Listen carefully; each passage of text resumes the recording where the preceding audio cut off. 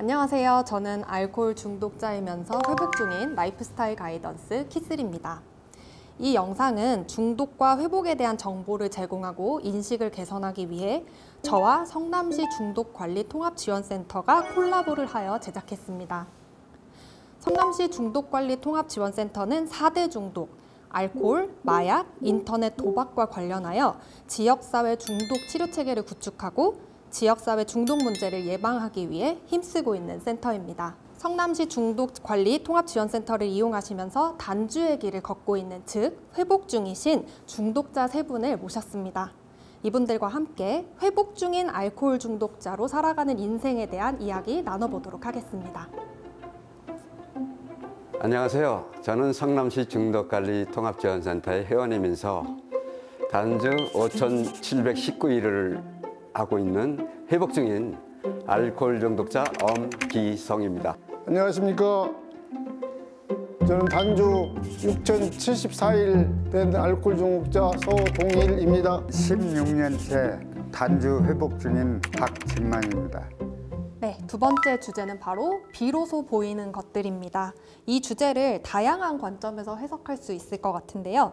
한창 술에 빠져서 세상을 막 밀쳐내고 거부했던 내가 내가 진짜 알코올 중독이었구나 라고 받아들이게 된 점들이나 또는 하루하루 단주를 이어가다 보니까 이런 좋은 점이 있구나 혹은 이런 건 정말 어렵게 느껴진다 라는 것들이 있을 것 같은데요. 선생님들의 경험 속에서 비로소 보이는 것들은 어떤 게 있을지 엄기성 선생님 이야기부터 들어보겠습니다. 저는 예주가 집안에서 이렇게 태어났습니다. 아버지의 술심부름을 했습니다. 그렇게 술하고 이렇게 자연스럽게 가깝게 지냈습니다. 어려서부터 그렇게 술을 먹어서 그런지 제가 이렇게 체격은 이렇게 크지 않아도 주량은 아주 셌습니다.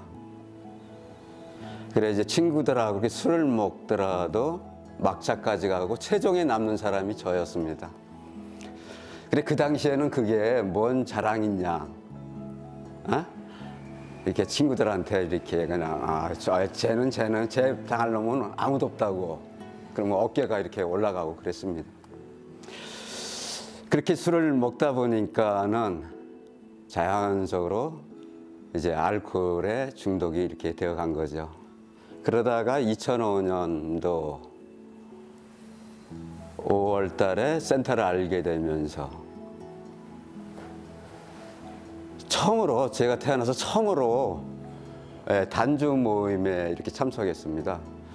그 당시에 그 일어서는 사람들의 모임 135로 이렇게 불러서 이렇게 부르는데 그 당시에 한 20명이 이렇게 모였었는데 돌아가면서 경험담 그 하는 것이 내가 술 먹을 때 그 모습 그대로 그러니까 제가 거울에 제 그 모습을 이렇게 쳐다보는 것 같았습니다. 그때 제 느낌이 여기면 내가 술을 끊을 수 있겠구나. 그런 느낌이 딱 들어왔습니다. 그래서 이 센터의 끈을 저는 생명선이라고 지금도 그렇게 얘기를 하거든요. 그 끈을 진짜 비틀어 잡았습니다, 저는. 비틀어 잡으면서 청력 단주 이렇게 해오니까는 저에게도 15년이 이렇게 넘어가는 단주일. 정확히 이제 오늘이 5,719일 그렇게 됐습니다. 이렇게 단주를 하다 보니까는 제 자신이 보이고 그 다음에 딸이 보이고 그 다음에 주변이 보였습니다. 시야가 이렇게 넓어졌습니다. 그러다 보니까 저한테 주어지는 일도 여러 가지가 생기고 또 그 일을 열심히 하다 보니까는 또 생각지 않은 상들도 받고 그런 생활을 하고 있습니다. 너무 멋지게 회복 중이신 것 같아가지고 들으면서 계속 저도 미소 지으면서 들었던 그런 이야기인 것 같습니다. 네, 두 번째로는 박진만 선생님 이야기 들어보겠습니다. 저도 마찬가지로 참 애주가라고 그러나 술 욕심은 좀 많다. 센터 이제 자주 모임 일주일에 한 번씩 모이고 AA 익명의 알코올 중독자 그 서적을 꼼꼼히 이렇게 읽어보고 뇌가 이상이 온 거구나. 저는 그런 걸 이제 느끼기 시작한 거죠. 그래서 이제 내가 이렇게 자책할 필요도 없고 수치감을 가질 필요도 없고 나는 환자구나, 병이구나, 이런 마음이 이제 서서히 조금씩 들었었죠. 병원에서도 한두 달 있다가 퇴원할 때는 그래도 정신이 맑은 정신이 돼가지고요. 그때는 어느 정도 올바른 생각을 하고 그런 거 그랬던 것 같아요. 그 생각은 잠시인데 누가 꼭 속삭이는 것 같아요. 하루에 한두 병 마시면 돼. 천천히 마시면 돼. 슈퍼를 앞에까지 갔다가 돈 1,000원 하나 딱 들고 앞에까지 갔다 안 되지 하고 애들을 막 생각하고 아내를 생각하고 또 오고 또 조금 있으면 막 한 병만 먹으면 괜찮아 또 갔다가 그런 걸 반복적으로 그렇게 하는 거예요. 하다가는 그냥 결국은 딱 집어오면은 딱 한 병을 따라 놓고 그 나름 기도를 해요. 이 마지막 잔 되게 해주십시오. 하고는 그걸 이 개수대에다 의기양양하게 딱 버리는 거예요. 반병 정도 한 컵 되니까 이제 반병은 버리는 거죠. 그래 마시면 그렇게 쫙 한 30분, 1시간 있으면 또 그걸 한 병 더 마셔, 한 병. 그래도 가게 앞에 갔다 왔다 갔다 하다 또 결국은 와서 그러다 보면 병이 이렇게 쌓여 있는데 집에 집사람이 들으면 깜짝 놀라는 거죠. 이렇게 많이 마셨냐고, 이렇게 많이 처먹었냐고. 실은 반절밖에, 내 속으로 실은 반절밖에 안 먹었어요. 반절은 내버렸으니까. 그러고 나서 이제 또 그 며칠 이렇게 밥도 안 먹고 이렇게 쓰러지면 이제 깨보면 병원이 있고 이제 그랬는데 그런 그 내가 알코올 중독자고 이제 나 혼자는 조절이 불가능하고 이런 것을 이제 스스로 이제 인식을 한 거죠. 그래서 마지막 병원에서 나오면서 다짐을 했죠. 그 뒤로 이제 술하고 멀어지기 시작한 것 같아요. 참 조절음주가 가능할 거라고 믿었던 그게 우리 모두의 어떤 경험이잖아요. 조절음주가 불가능하다는 걸 깨닫기까지 정말 많은 시간이 소요되는 것 같습니다. 네, 이제 서동일 선생님 이야기 들어볼게요. 선생님은 비로소 어떤 게 보이기 시작하셨나요? 내가 이렇게 생각해 보면 기분 나쁜 일이 일어나고 집안이 무슨 안 좋은 일이 터지게 되면 또 술을 다시 마시게 되고 폭주를 하게 되고 그랬던 적이 있었는데요. 그게 또 계속 이어지다가 그때만 해도 정신보건센터였었는데 그곳에서 우리 가정에 이제 두 분의 천사님이 찾아왔을 때라고 생각해요.